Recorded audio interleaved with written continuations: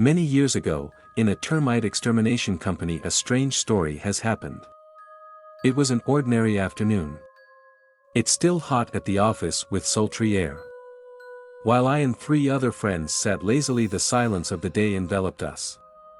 Work was minimal, and the silence was broken only by the rustling of documents we pretended to read. Suddenly, a phone rang, a mysterious call. "The number is hidden from view."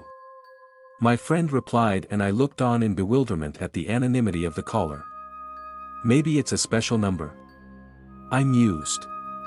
The phone was handed to me.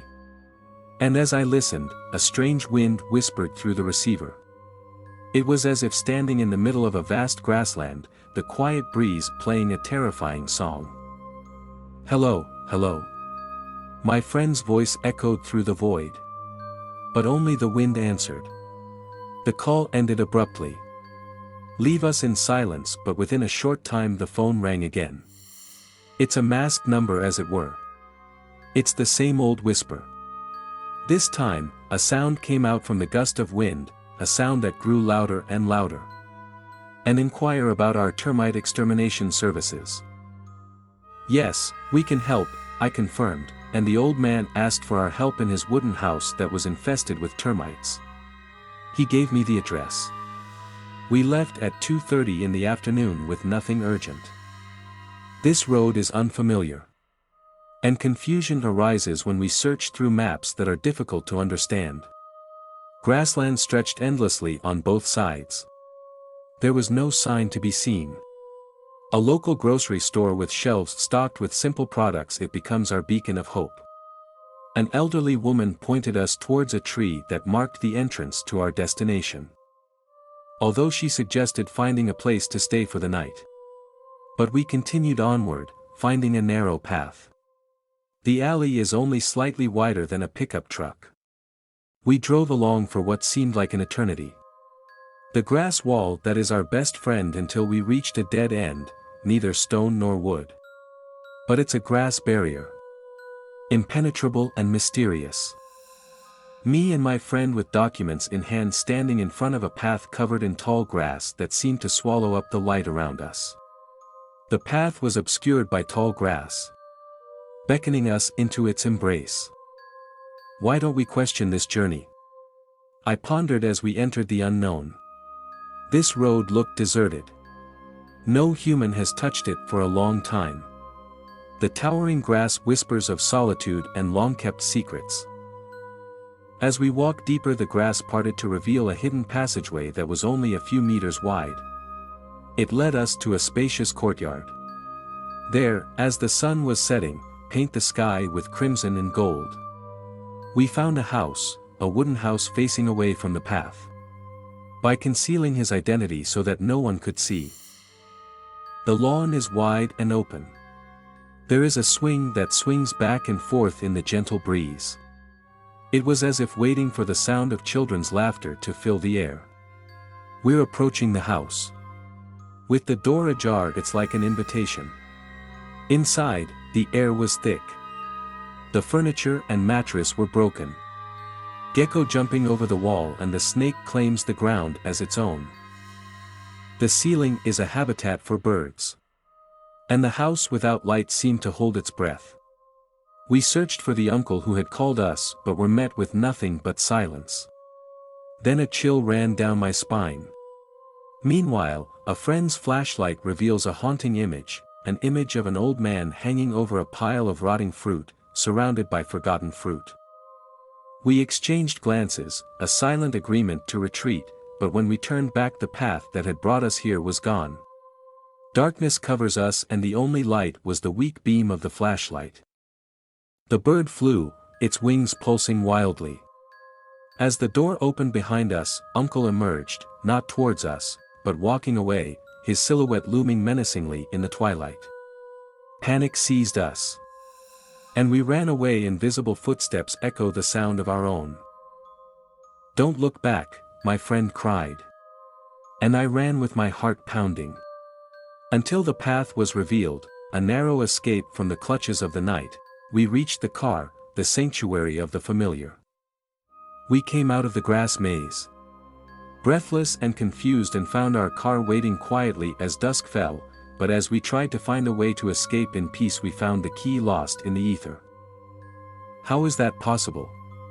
I thought loudly. The car is unlocked and the keys are lost. This thought haunts us as we sit in our own cars. The ghost of the lost key loomed over us. We waited for an hour. The feeling of invisible eyes prowling around us in the tall grass. The darkness was getting thicker. And in the dim light of our headlights, we saw the silhouette of a human being. His head bobbing amidst a sea of green. It was him, Uncle, his presence both known and unknown. The pressure increased until it was unbearable. And so we decided to escape. Desperate to find the main road, we rushed out of the car to find the grandmother who had led us here. Our only hope lies in her intelligence. Her familiarity with these haunted lands, but as we ran, the store that was once full of life and light has become a shell of its former self. That was abandoned and hopeless. Where has Grandma gone? We wondered, our minds shaken by the surreal turn of events. Suddenly, a minibus appeared. The sound of its trumpet is the distant call of hope. We ask for help to return to civilization, keep away from mysterious forces that play tricks on us. The driver sensed our urgency and put us in the car, driving us to safety in the embrace of the city. He dropped us off at 7-Eleven. The neon lights were a stark contrast to the darkness we were escaping from. We are strangers here. Our story is too bizarre to describe. Our minds are wrestling with the reality of our experiences. Is it a ghost that haunts us, or is it just humans playing tricks? Cars, keys, documents were all left behind in the chaos. We decided to wait until daylight for clarity. The driver of the minibus, which was a beacon at night, gave me his phone number and promised help the next morning. When a new day arrives, we called him again. And he takes us back to the scene again. Memories come flooding back, and we stopped at the market to collect offerings, incense, candles, fruit, and fish, to mourn Grandma. Whether she is spirit or flesh and blood, we offer offerings to express our thanks and show our respect. The driver watched as a silent protector. As we performed the ritual, my friend and I entered the mysterious alley again, in which our car remains exactly as we left it. The door gaped open as if in silent shock, and my friend, driven by a mix of fear and hope, rushed to the car, rummaging through our belongings, bank books, gold, precious, untouched items. All of this is property. It was a relief. But it raises doubts again. Has the key been forgotten? I pondered. At home, or perhaps along the shadowy path we fled to last night? The thought of returning to that wooden house wrapped in the dark embrace of the night made me tremble all over. But we have to know. Take a deep breath. Then move forward. The four of us scanned the floor together for the missing keys. Straight ahead, we reminded ourselves, don't get lost. But this house appeared right in front of us. Still and quiet, it is a relic from a bygone era. Its secrets are locked within. The door opened easily. It revealed an empty shell that was once filled with life. Geckos and birds had all disappeared. And there, amidst the dust and echoes of the past, there is a key under the picture of Uncle. A chill ran through me as I saluted, while whispering apologies into the air. Confusion arises when we wonder how the key came to rest there. Signs on the portrait hint at a life long gone. But that face was still unmistakable. It's the same face that haunts our steps, that surrounds our car with an impersonality. Uncle obviously wanted something from us. It is a call to complete unfinished business. As we continue to explore, there's a sign there, a corner of a house infested with termites. It was a silent cry for help. We start work. Compliance with unspoken requests. Treat wood that has fungus. Honor the memory of the man who brought us here. Under the bed, an ancient and disconnected telephone was discovered. Its existence is just one piece of the puzzle in this exciting narrative. We show our respect once again. Light incense to pay your last respects. And ask for blessings from Uncle in our endeavors. Our mission is complete. We found the male driver waiting. His eyes were distant but knowing. He tells us the way.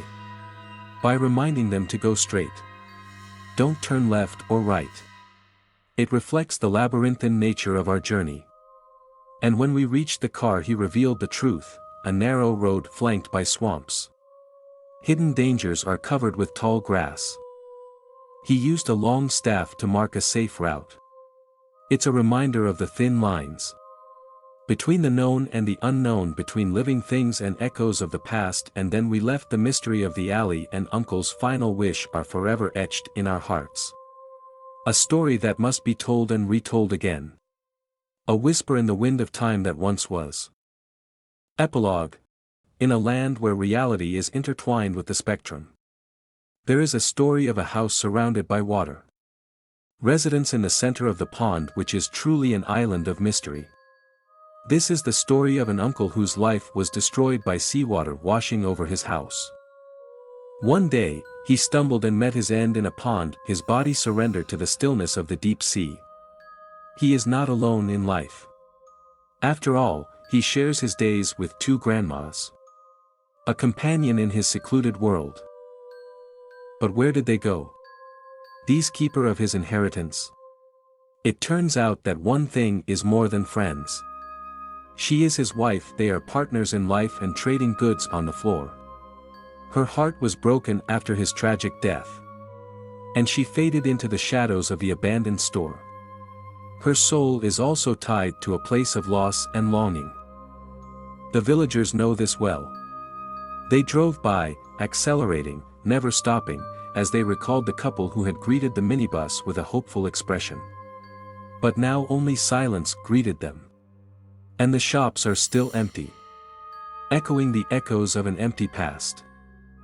Afterwards, as we fled the sea, my friend warned me in an urgent whisper, "Don't look back," because he saw the uncle not as we remember him. But like a floating devil his eyes widened in shock of the afterlife. Follow us as we run.